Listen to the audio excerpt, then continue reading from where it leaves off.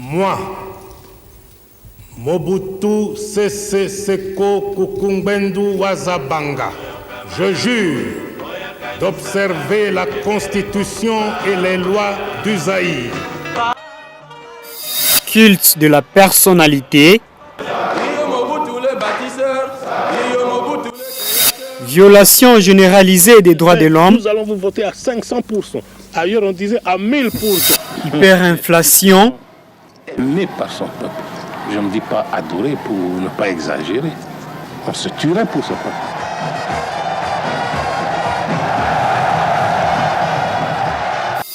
aussitôt devenu président, Joseph Désiré Mobutu tenta de purger le pays de l'influence coloniale. Je ne suis pas né pour m'accrocher au pouvoir.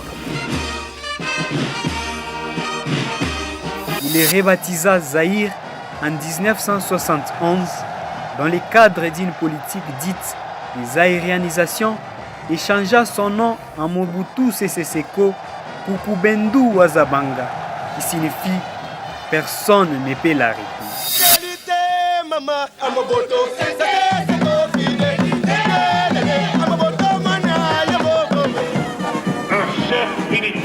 Ainsi donc, il imposa une dictature à parti unique, gouvernée par son mouvement populaire de la Révolution, les MPR. La fortune du président Mobutu, c'est plus que la dette du Zaïre.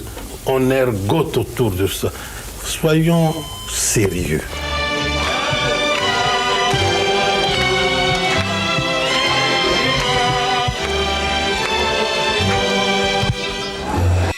J'espère que vous allez bien.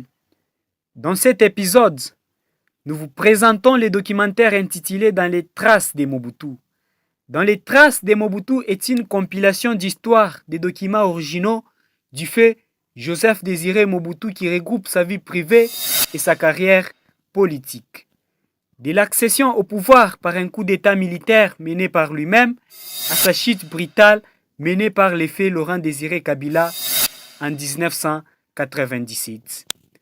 Mais avant de commencer, sachez que cette vidéo a été sponsorisée par l'initiative des jeunes pour la dénonciation des inégalités sociales.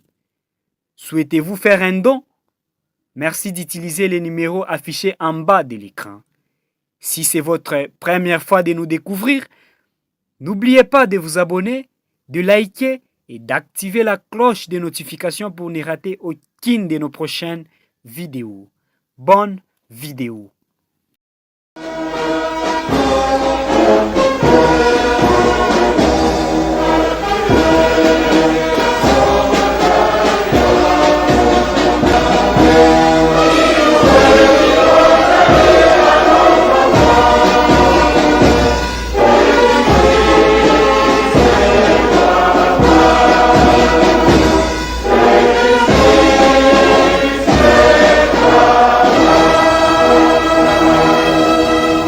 Moi, Mobutu Sese Seko Kukumbendo Wazabanga, je jure d'observer la Constitution et les lois du Zaïre. Ça y est, c'est fait. Il vient de prêter serment après avoir renversé le régime Kassavou.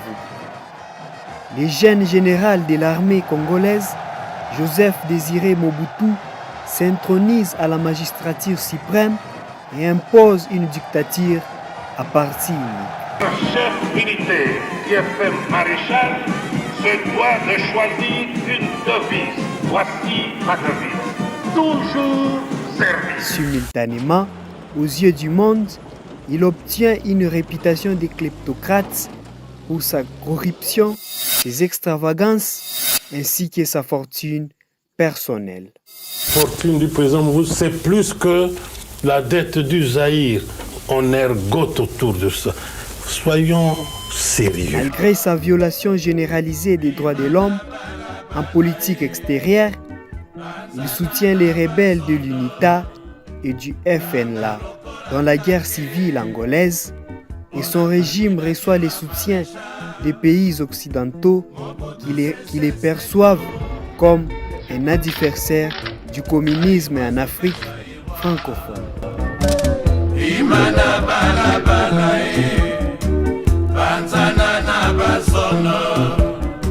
Il reçoit également du soutien et de l'aide financière de la Chine pour son opposition à l'Union soviétique.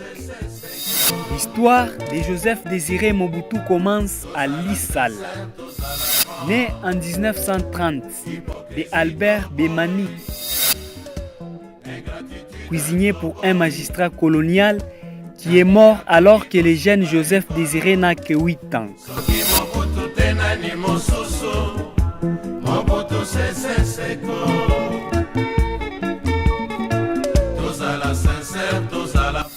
Joseph Désiré sera élevé par son grand-père et un oncle. Il poursuit alors ses études dans une école catholique.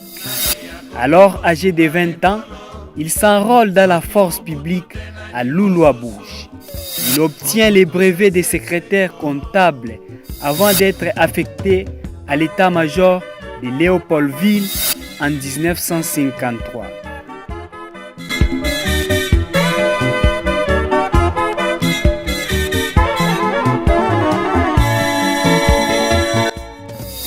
Il se marie à Marie-Antoinette Biatibois, alors âgée de 14 ans, et avec laquelle il aura 8 enfants.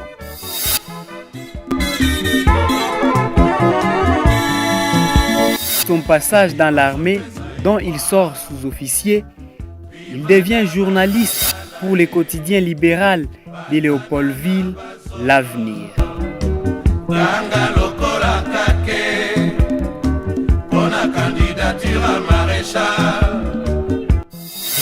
En 1957, grâce à l'un de ses mentors, le journaliste Antoine Roger Bolamba, il rencontre Patrice Lumumba. Il voyage pour la première fois en Europe lors d'un congrès de presse à Bruxelles où il reste quelques temps pour suivre une formation d'assistance sociale.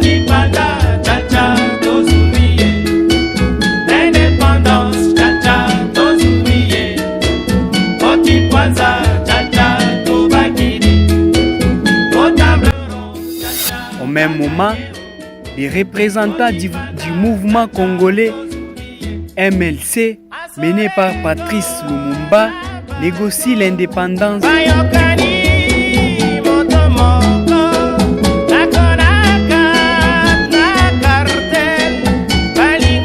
Congo.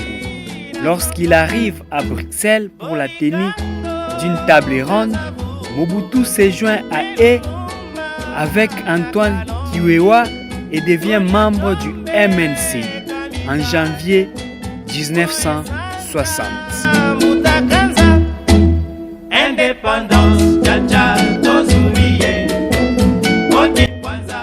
C'est à cette occasion qu'il est préparé par Larry Delvin, officier de la CIA et futur chef d'antenne de la CIA au Congo, avec lesquels il établit de bonnes relations. En juillet 1960, il devient secrétaire d'État du gouvernement indépendant de Patrice Lumumba. Il profite du désaccord entre les différents hommes politiques et du fait d'être l'un de seuls lumumbistes à avoir une quelconque expérience militaire pour évoluer très rapidement dans la hiérarchie militaire.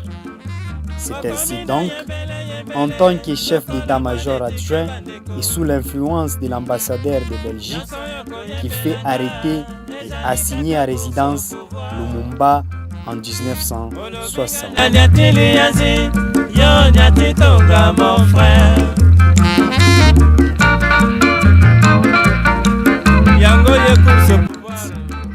Ses premiers coups d'État, le 14 septembre 1960, comptent beaucoup dans les relations entre les Belges et Mobutu.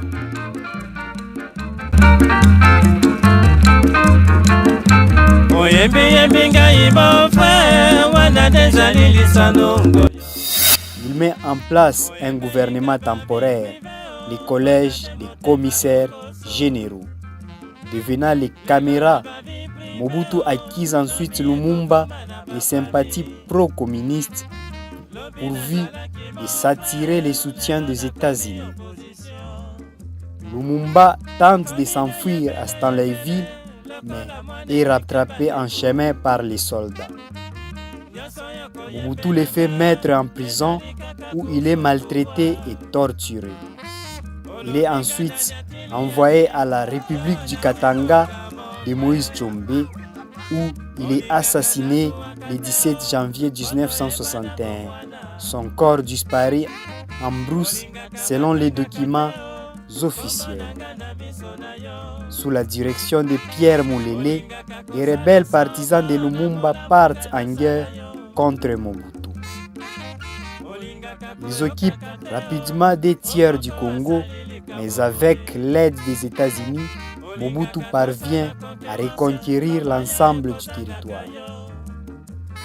Cette victoire, impossible sans l'aide occidentale, est habilement mise à profit en interne par Mobutu, séparant de la vertu de pacificateur, d'unificateur du territoire. Il pose ainsi son pouvoir sur deux piliers. À l'extérieur, les contextes de la guerre froide et à l'intérieur, la stabilité. Un autre moyen d'affermir son pouvoir est la prise de contrôle du pouvoir politique dont les corollaires est la répression d'une partie des citoyens congolais. Après avoir réorganisé l'armée, il mène le 24 novembre 1965 un coup d'État contre Joseph Kasavubu, premier président de l'ancien Congo belge. Il est soutenu par la Central Intelligence Agency CIA lors de son coup d'État. Suivant une crise politique aiguë entre le président Kasavubu et le gouvernement de Tshombe, ce coup d'État est acclamé et accepté de tous. Kasavubu l'en remercie, Tshombe en est absolument ravi. Les syndicats CSLC, UTC et FGTK soutiennent les nouveaux pouvoirs, de même que les organisations estudiantines IGEC et AGL. La population, tant congolaise qu'étrangère, applaudit les coups. À l'étranger, la Belgique, les États-Unis sont les premiers à reconnaître le nouveau président. La Chine et l'URSS, mais aussi la France, montrent des réticences. Le 2 juin 1966, la population a pu mesurer toute la détermination de Mobutu qui fit pendre sur la place publique 4 anciens ministres accusés à tort de complot. Alexandre Mahamba, Jérôme Amani, Emmanuel Mbamba ainsi que l'ancien premier ministre Évariste Kimba. Il demande l'extradition de Moïse Tshombe, arrêté à Alger en 1969, afin de le faire exécuter, mais celle-ci est refusée. L'ancien président Joseph Kasavubu, quant à lui, placé en résidence surveillée jusqu'à la fin de ses jours, tandis qu'Antoine Gizenga s'est exilé. Après la mort de Pierre Moulele, chef de la rébellion Simba, en octobre 1968, Mobutu est débarrassé de tous ses rivaux. En 1969, il fait écraser une révolte estudiantine. Les cadavres des étudiants abattus sont jetés dans des fosses communes et 12 étudiants sont condamnés à mort. L'université est fermée pendant 1 an et ces 2000 étudiants enrôlés dans l'armée ou, selon la télévision nationale, ils apprennent à obéir et à fermer leur gueule.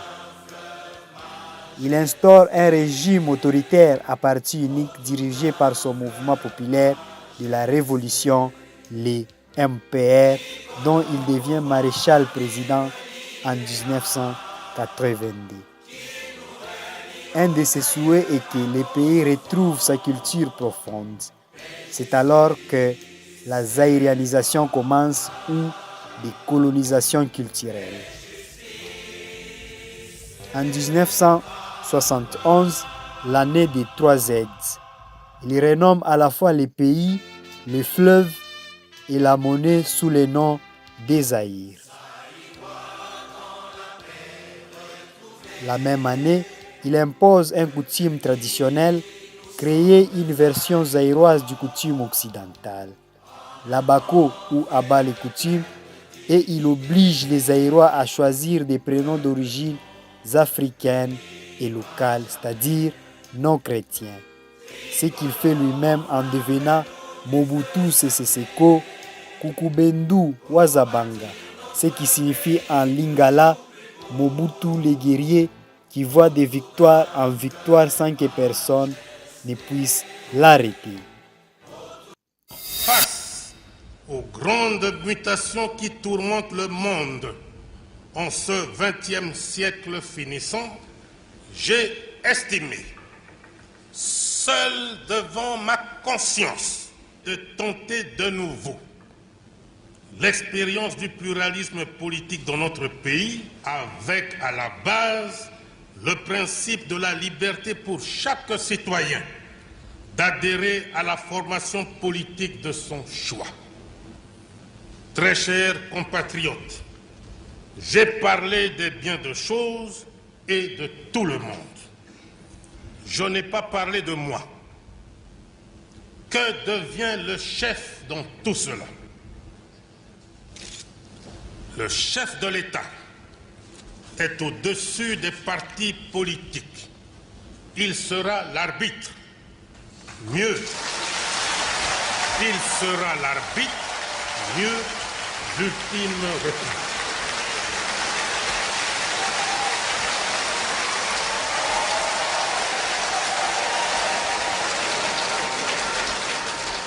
Je vous annonce que je prends ce jour congé du mouvement populaire de la Révolution pour lui permettre de se choisir un nouveau chef devant conduire.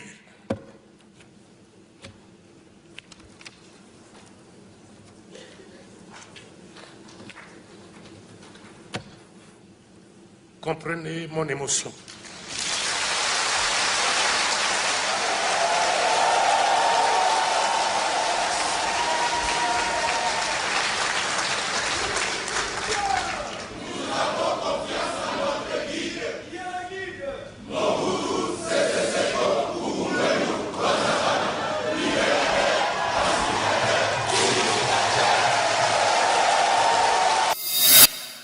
Zaïre estime que l'entrée des 2 Allemagnes aux Nations Unies est une contribution au maintien de la paix dans le monde. C'est pourquoi il salue par ma voix la présence dans cette salle des délégués de ces 2 pays. En ce qui concerne la conférence sur la paix et la sécurité en Europe, suivant les informations en notre possession, cette sécurité concerne aussi le bassin méditerranéen. Mais qui dit bassin méditerranéen dit aussi pays riverains, ce qui entraîne fatalement l'association à ces travaux de pays frères d'Afrique, à savoir l'Égypte, la Libye, la Tunisie, l'Algérie et le Maroc. Monsieur le Président, permettez-moi de vous entretenir maintenant des problèmes qui nous tiennent à cœur au sujet des relations économiques internationales entre les pays riches, appelés communément pays développés, et nos pays appelés arbitrairement pays du tiers-monde. Je vous parle ici, bien sûr, en tant que représentant de mon pays, mais aussi en tant que dirigeant africain et ressortissant de ce qu'on appelle le tiers-monde. Au Zaïre, nous contestons cette appellation de tiers-monde qui, pour nous, n'a pas de sens logique. Car, si on veut lui trouver une définition économique, c'est-à-dire parler de pays à système capitaliste qui constitue une catégorie et de pays à système collectiviste qui en constitue une autre, cela voudrait dire que tous les autres ne sont ni capitalistes ni collectivistes, ce qui n'est pas tout à fait exact sous l'angle économique. car certains pays dits du tiers-monde suivent soit le système capitaliste, soit le système collectiviste. On ne peut non plus justifier l'appellation de tiers-monde sous l'angle géographique ni sous l'angle des populations. Car le tiers-monde ne constitue pas le tiers de l'humanité, mais plutôt les deux tiers. C'est pourquoi nous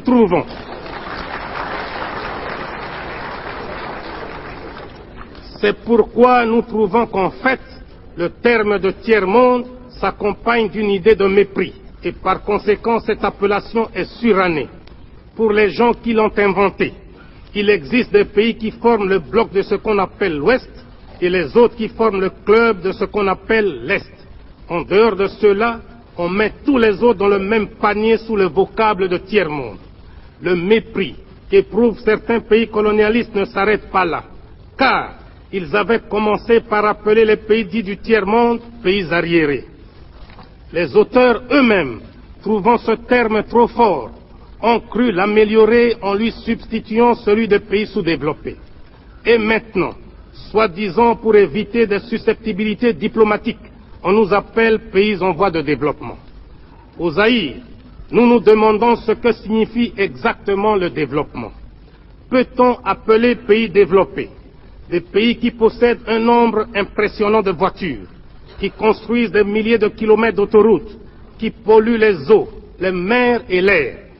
Faut-il appeler pays sous-développés ceux dont les habitants sont pauvres, certes, mais équilibrés, où l'on compte moins de cas de suicide, où il y a moins de meurtres et moins de déséquilibrés et de sadiques?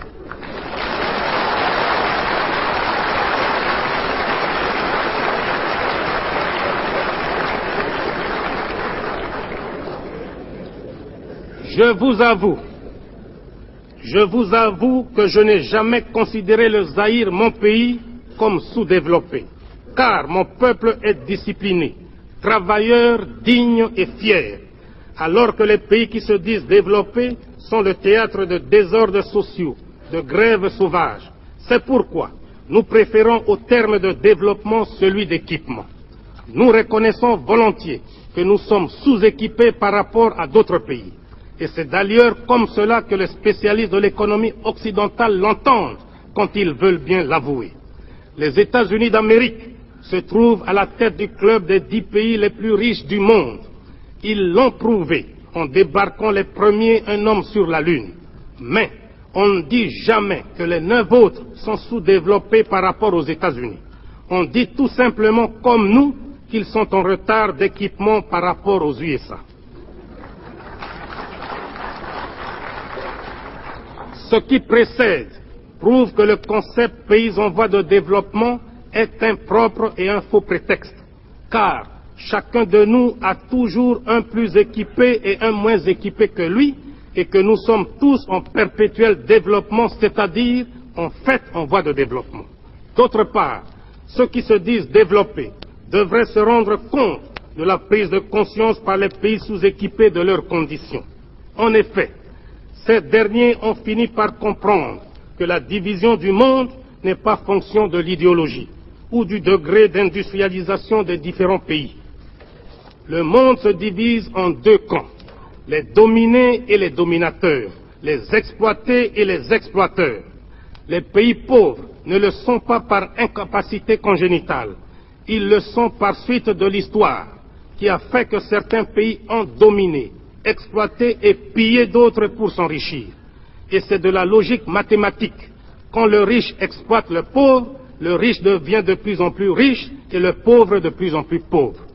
De nos jours, il est de bonne presse de parler de l'assistance des pays riches envers les pays pauvres. Quand un pays riche donne ne fût-ce qu'un kilo de médicaments à un pays pauvre, on mobilise la presse, la radio et la télévision. On échange des discours diplomatiques, les uns pour vanter l'aide, les autres pour remercier. Cette propagande a même suscité chez certains théoriciens des pays riches une opposition à l'assistance aux pays pauvres. Car, disent-ils, ce sont les pauvres des pays riches qui enrichissent les riches des pays pauvres. Il n'y a rien de plus faux. Car, si on examine bien, on constate que paradoxalement, l'assistance profite avant tout aux pays donateurs. En effet, quelles sont les formes d'assistance? On peut en distinguer notamment 3. Les bourses d'études pour les étudiants, l'assistance en personnel, l'assistance financière. Quand on accorde une bourse d'études à un jeune étudiant d'un pays pauvre, cette bourse est dépensée totalement par l'étudiant dans le pays riche. Il arrive même que la bourse ne suffise pas et que le pays pauvre consente à donner un supplément, c'est-à-dire, en fait, un transfert de capitaux du pays pauvre vers le pays riche. Il en est de même de ceux qu'on appelle les coopérants techniques, dont les salaires sont dépensés dans les pays d'où ils sont ressortissants. Au Zaïre, par exemple, nous les logeons, nous les véhiculons, nous leur payons pour leurs vacances annuelles le ticket aller et retour. Quant à leur salaire, la moitié est transférée mensuellement à leur compte dans les pays d'origine. D'ailleurs, une partie non négligeable de nos paiements extérieurs est constituée de transferts des salaires des travailleurs expatriés. Toujours dans le cas du Zaïre, chaque année, nous devons consentir une somme de 40 millions de dollars pour transfert salarial des coopérants techniques.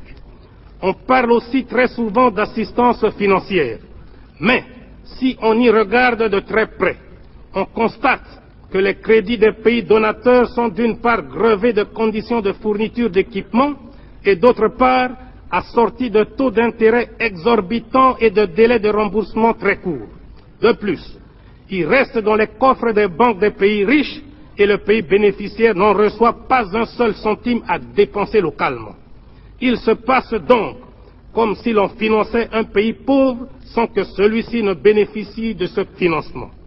On dirait, pour utiliser le langage des financiers, que nous assistons là à une espèce d'autofinancement des pays riches eux-mêmes. Bien plus, mon pays transfère annuellement vers l'ancienne métropole, pour paiement de services et de dividendes des sociétés privées installées chez nous, une somme allant de 300 à 350 millions de dollars. C'est pourquoi je me demande finalement qui assiste qui. Je suis convaincu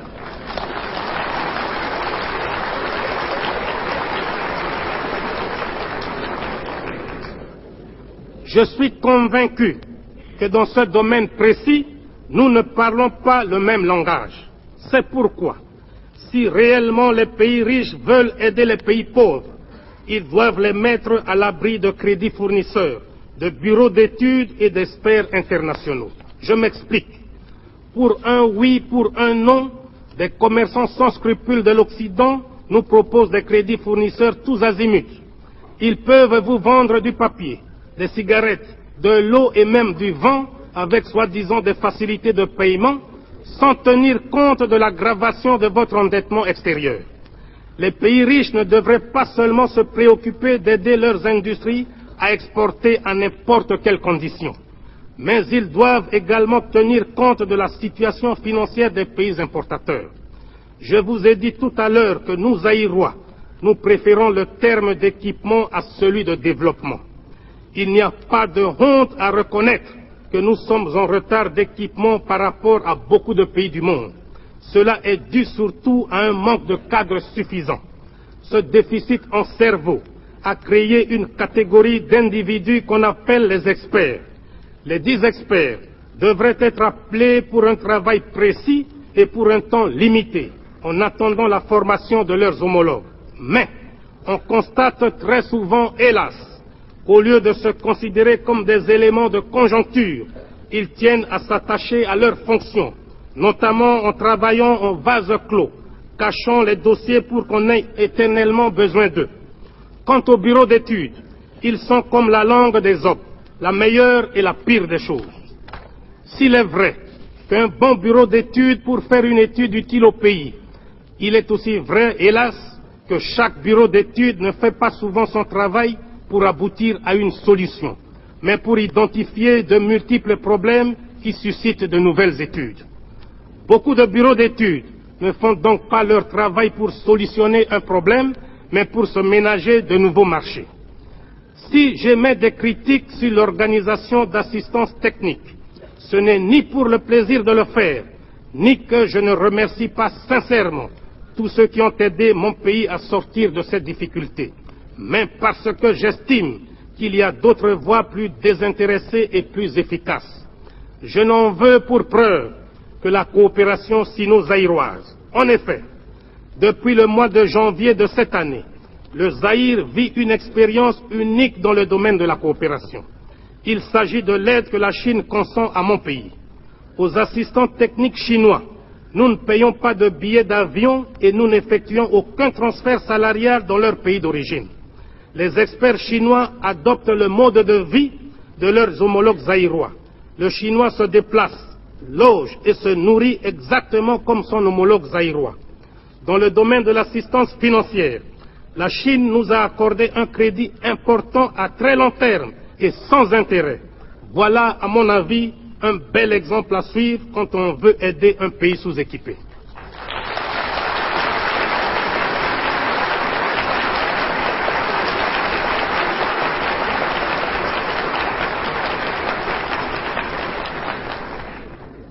Nous devons avoir toujours présent à l'esprit que le monde se trouve à la croisée des chemins. Il n'est plus divisé par l'idéologie, même pas tellement par les races ni par la géographie politique, mais par des moyens économiques. Et c'est là que réside aujourd'hui le véritable nœud des relations entre les pays du monde. Plus d'une fois, les pays pauvres ont lancé des cris d'alarme auprès des riches pour comprendre leur situation précaire dans le monde économique d'aujourd'hui. Le dernier sommet des pays non alignés à Alger, dont le compte-rendu sera donné à cette tribune par le président en exercice, Boumedienne d'Algérie, a souligné sans équivoque le danger de laisser persister une telle situation d'une injustice flagrante. Nous avons plus d'une fois dénoncé le scandale de la détérioration des termes de l'échange et certains théoriciens de l'Occident, pour se donner une conscience tranquille, essaient de démontrer que la qualité des produits finis a augmenté, alors que les matières premières étaient restées les mêmes. Que donc